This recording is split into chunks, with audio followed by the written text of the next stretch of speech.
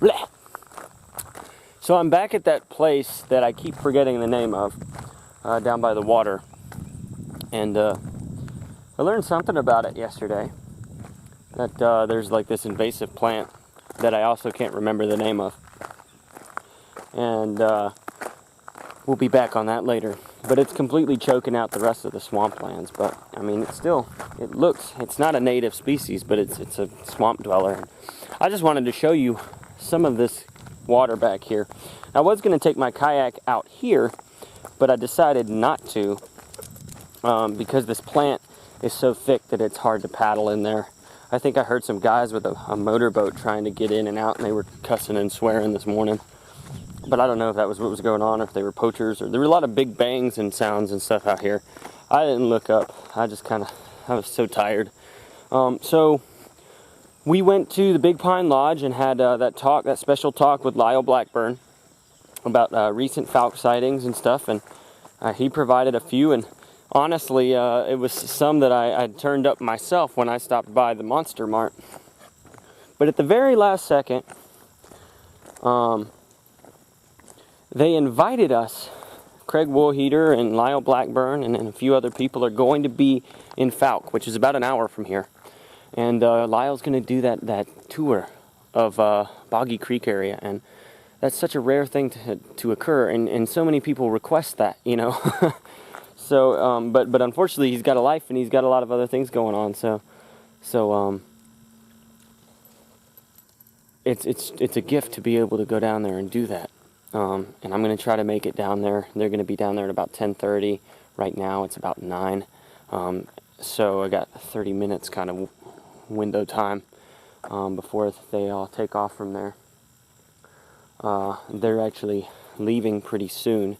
In about 30 minutes, they're going to be leaving from the visitor center in town there. But it'll be cool to get a tour. And yeah, it's a couple hours out of my way, and I have to go back up to Fouke and then back down here. But I'm going to do that, and then whenever that's done, I'm going to try to get a camping spot at Caddo Lake State Park tonight. And hopefully I can get in that water, and that section of the lake isn't overrun with this invasive species, and I can actually get in the kayak with Bandit. Then I'm going to try to go and visit the oars and collect those game cameras and everything else like that. You know, I really loved the conference. I got to talk to Craig Woolheater and sat at his table and talked to him and some other people. Talked to Lyle for quite some time, and some associates of both of those guys, and really got an understanding of some of the challenges that come with looking for these Bigfoot in the swamps. They talked about how their motor died on their little boat, and how that was a wild adventure. So it's awesome to hear these stories from these guys. They don't always have time to put it in a lecture or put it in a book. So hearing it, you know, straight from the horse's mouth it's really cool. It provides a new depth when you're doing field research.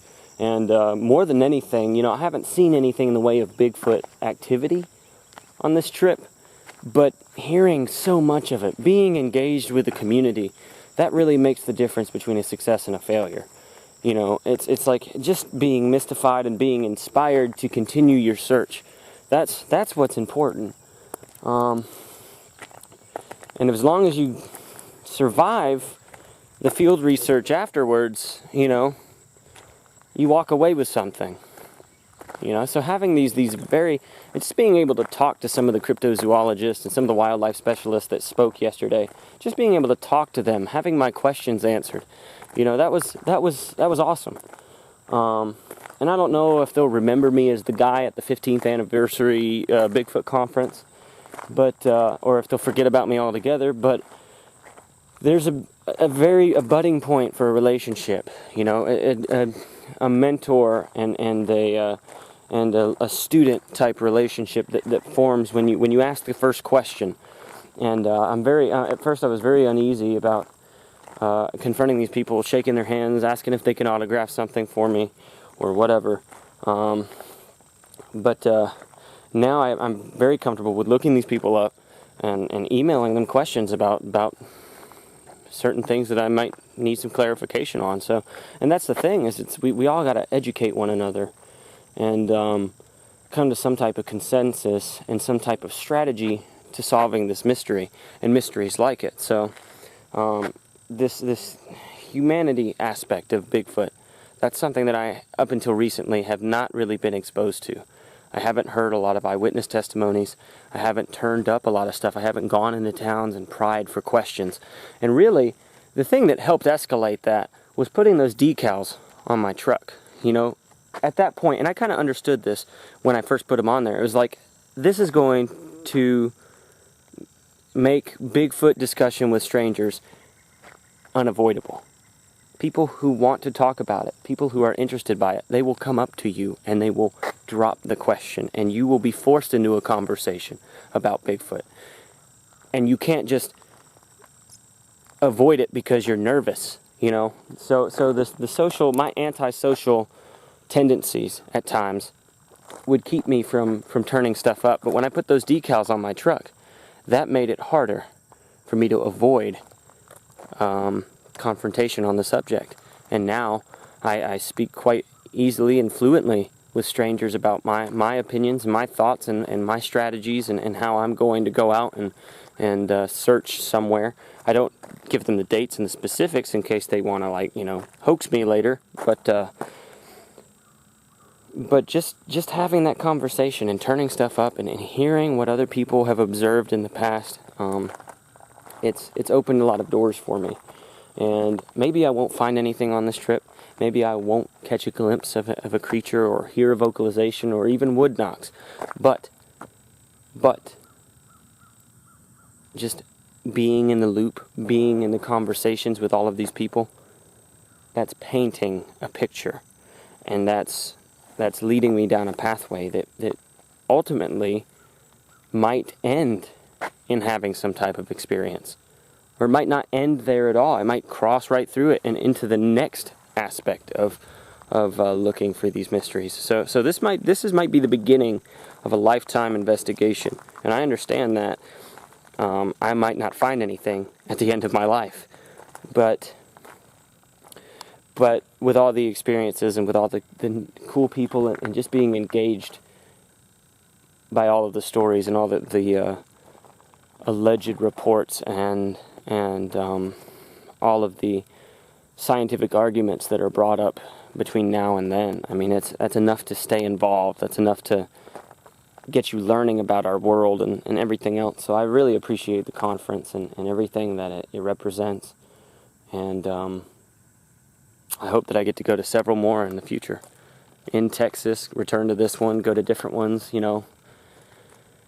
But I got to get down the road. I'm going to meet up with some guys. We're going to look for a Boggy Creek monster. So I'm needed at the Monster Mart in Fouke, Arkansas. So Bandit, let's get in the car. Let's get down the road. Come on. We'll see you guys later. So right now I'm in and around some town. I saw it on my GPS. I haven't seen it, any signs for it here. But I'm driving around an area that's called Uncertain.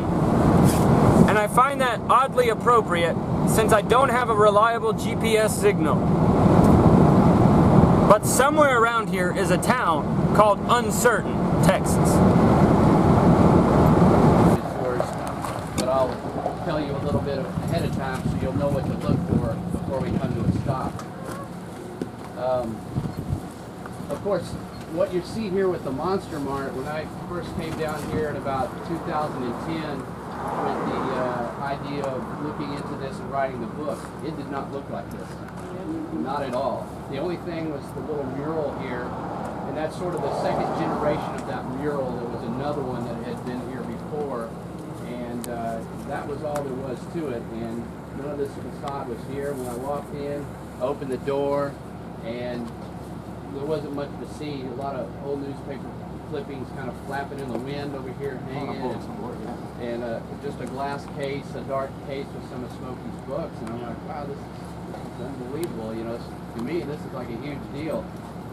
So, as you can see, since not just the book came out, but some of the television shows, Finding Bigfoot, Monsters and Mysteries of America, to come here and kind of help to revive this. And Danny Roberts took over and saw the value of this, what was going on here, because people just come here from everywhere, not just all over the state, but from all over the world.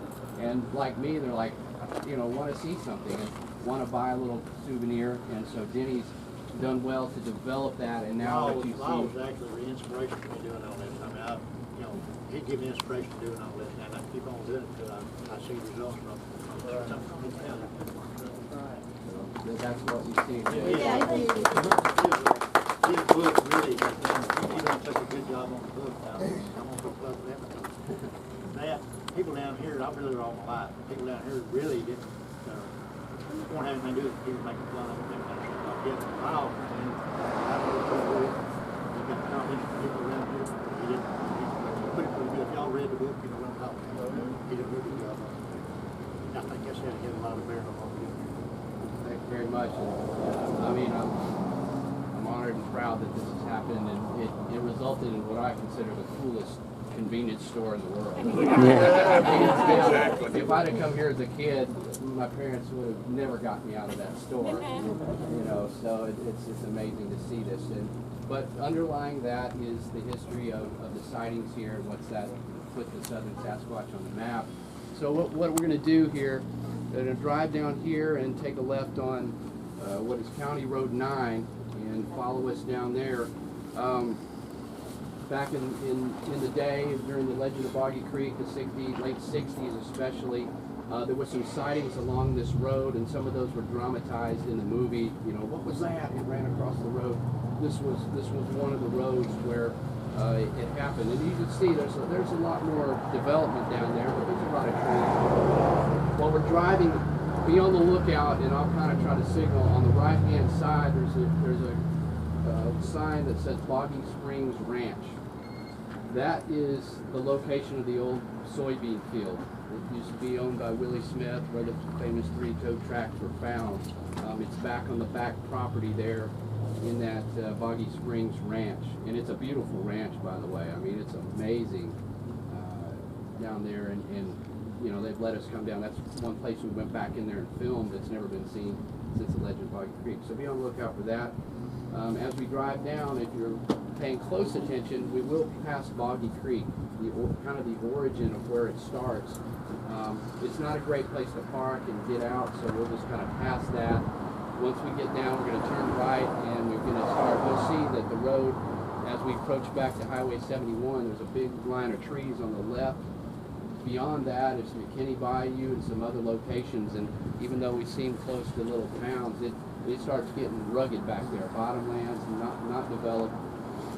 Beyond that, we're going to kind of do a little loop, and we'll stop at Boggy Creek right there, and we can park. Just if you can minimize the cars, that would be great. We will be coming back. We'll come back here, so the less cars, the better. Definitely, as we're driving and we park on County Road 7, just try to be off on the side and be respectful there, obviously. Do what we can do, but we can get out there and you can take pictures like in front of Boggy Creek and so forth, and we'll just go from there. After that, we may go down and try to look at the Sulphur River at the public boat ramp. It's where the best. It's not the most view, but it's a good view. So just follow along, and we'll drive fairly slow, no problem. Enjoy the scenic beauty of Fouke, Arkansas.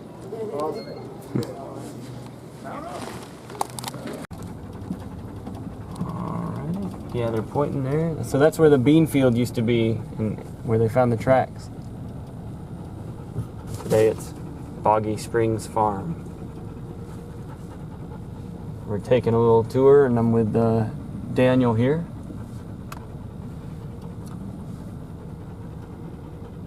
It's where the three-toed track was found, apparently. Yeah.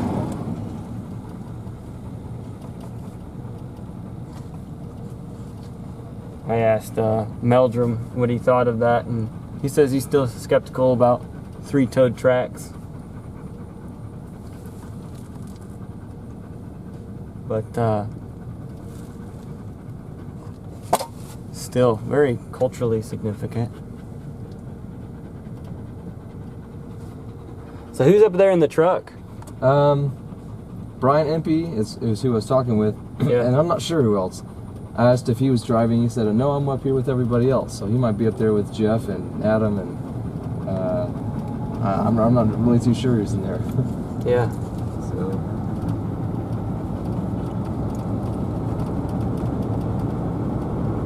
If you want, I can hold your camera and kind of get some shots for you if you want. Minimize risk a little bit. Yeah, no problem. I'm used to doing that though, because it's like, the dog can't hold the camera for me. Yeah. But still, regardless, I'd like to be safer if I can. But don't let that interfere with your.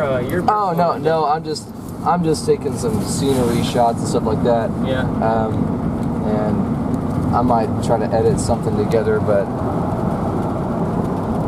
I had a good suction cup mount that I put on the top of my hood when I go low speeds, and I guess I had it on there too long and forgot to take it off. I mean, usually it's like I'll take it off, but I mean, it just wasn't thinking about it, and I was driving on some grassy farm property. oh yeah. It popped off and I lost that thing. That was a big disappointment in the trip, because that gave me some powerful shots, really cool looking.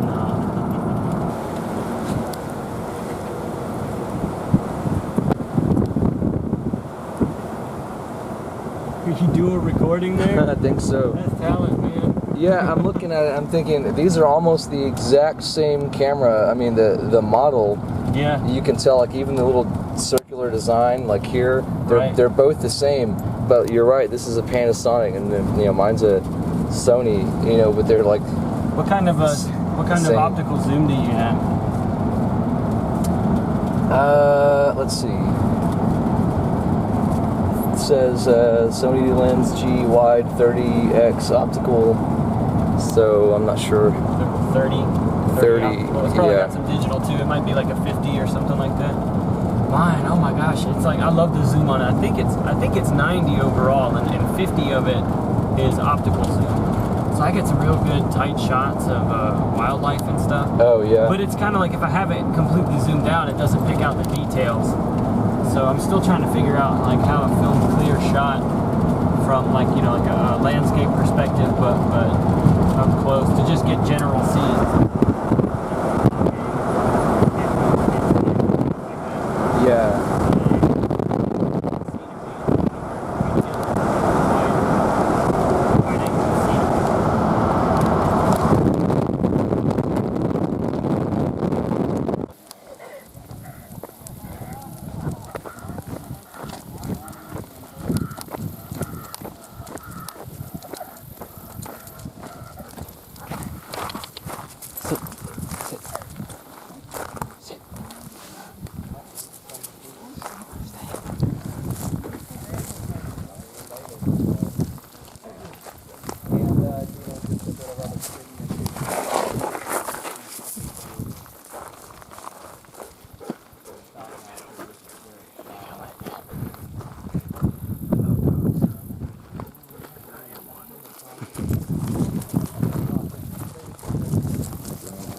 Boggy right here. Brandon, come here. No. You couldn't put a boat and get very far in here, but if the water was high, you could almost go back up in here. And the people that own this property, this is also called Burgess Road. The family owned, as far as you could see here, they owned all that property, and Boggy Street cut right through it. I keep asking when they're going to sell their land to me. They won't, but... So is this where they still see a lot of the sightings? There's not so many sightings have occurred here lately.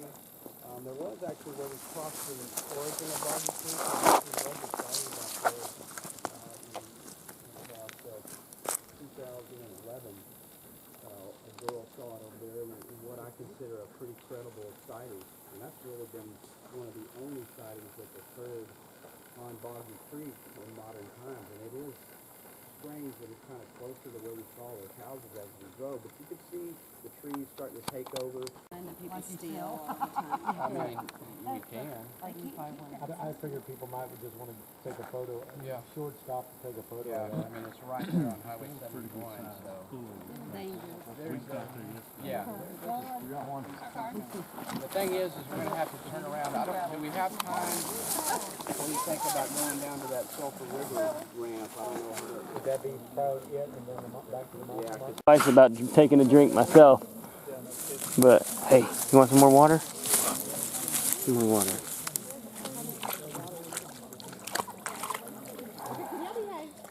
My dog is drinking from Boggy Creek right now.